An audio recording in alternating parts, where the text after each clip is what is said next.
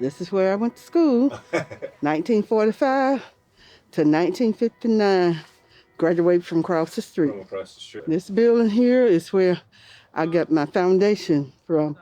Some of my teachers, like Miss Lieutenant Lee, Ola B. Jackson Thomas, Yeah. and Miss A.L. Rowling. Those are some of the teachers in my early years that mentored me. My principal, Mr. Flack, Yeah. didn't take no jump. He'd get us if we did wrong. The first part of the school in the front where we come in was our principal office, and then to the left was the classroom. To the right was Miss Lieutenant Lee classroom. Mm-hmm. Then in the back was Miss Rollins. Right back here, we had like a snack bar. Okay. And Miss Emmett Smith was over that snack bar. She was also a teacher too. Yeah. Here was our cafeteria. Mm-hmm. Miss Ada Beck lived right up the street. She was over the cafeteria. Okay. All the years, and I used to. I was her girl. She called me to come and help her to cook and everything in my extra class. The school was just like a family school, just like everybody knew everybody. I had to walk all the way from Phillip Street over to here. We didn't have buses. Only the kids in Redan, Miller Grove, and Belmont had they bused them because it was too for them to walk. Yeah. But we had to walk every day. But we walked every day. How far was your walk? From here, you see the town, little town, right, Lithonia. Downtown Lithonia, yes. And on past there, Antioch Baptist Church on Parkway Drive. Okay. Where we lived down the street on Phillip Street. Mm-hmm. So that's where we had to walk from. But being young and young kids, we didn't mind it. Because a group of us, we all get together and we all walk school together and we all walk home together. Back here back in the back was I call it the outhouse. And the playground was, we had our playground, our swings, everything back here in the back. We had what you call a ribbon band. It was just like the band, but it was a ribbon band. The bell, the little ding thing, a ring, the triangle. Triangle. We had the tamarines and everything. Miss Ryland was over that. And we would go to the city auditorium. You know what the city auditorium in Atlanta? Yep. We would go there and play different times. Oh. We would go there every year, and I was in that ribbon band, and we would go there every year. And that's the only time we got a chance to ride the school bus. When we left here to go across the street, that was 1955. Right. Okay. Okay, and I was in the 8th grade, going to the 8th grade. Yeah. From 8th grade to a senior, that's where I finished school from. Mm-hmm. But everything that, like my principal, Mr. Flagg, he lived in Atlanta. My homemaking number teacher, her room was right here. Homemaking number teacher. She taught us how to sew, cook, and all that. And when we went across the street, all the teachers went across the street, and because it was an elementary and high school. On this side where the police station is was the elementary school. Okay. On the right-hand side was the high school. This school has been the center of our community and our people. It really taught us a lot. I learned a lot, and it learned me how to be what I am today.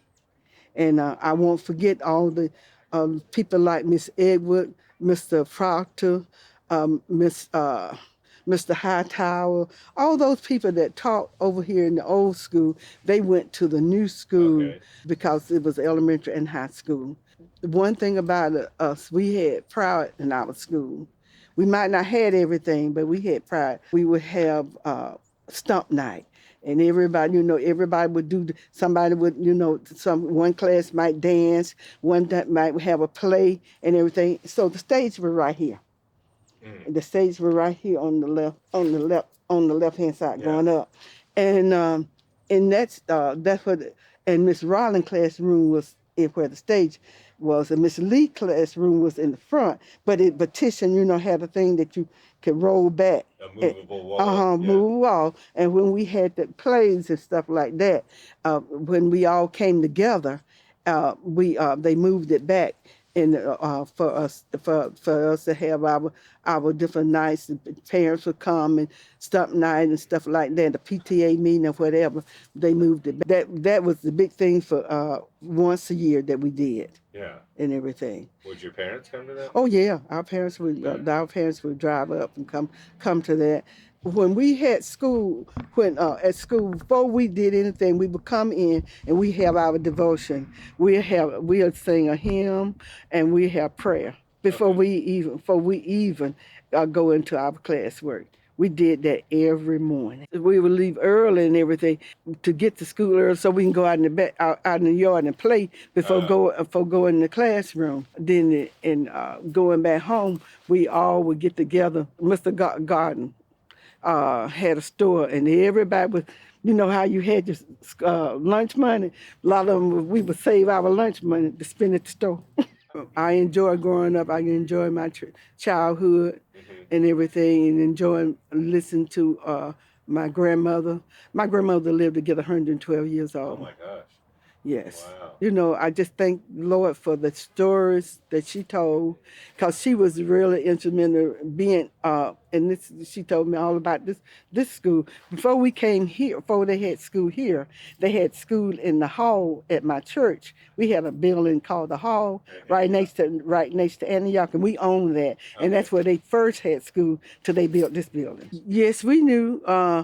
Not like Mr. Davidson used to do a lot for our school, and he owned the Curry Davidson Quarry here in Lithonia, and we knew it was a different, but like the racial part, like the stuff like that, like stuff went in other places. I did not experience any of that, but I knew my boundaries. Your boundaries and everything. Everybody knew my grandmother. Everybody knew us and everything. So, where they were saying that a lot of them had where they was fighting and stuff and thing like that. I can't remember that. And stuff like that. But I do remember one at our church, one of our Deacon Albert, back in the day, the Ku Klux Klan. Now I can remember that now, the Ku Klux Klan. Yeah. I can remember that, and they had told him that he wasn't supposed to be going downtown, trying to integrate the place.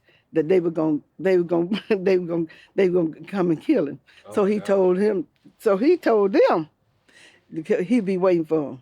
Oh my gosh. And when they came, that him and his wife was waiting for him, and they didn't bother him anymore.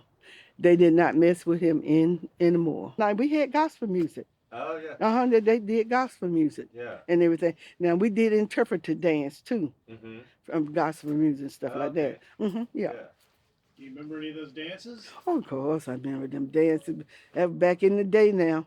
Can't do them no more You now. can't demonstrate for us? No, can't do them no more now. Don't look. Oh, got too young for that, but it was a joy going to school here at Bruce Street, and I just thank God for being that I was able to go here and then able to finish from here.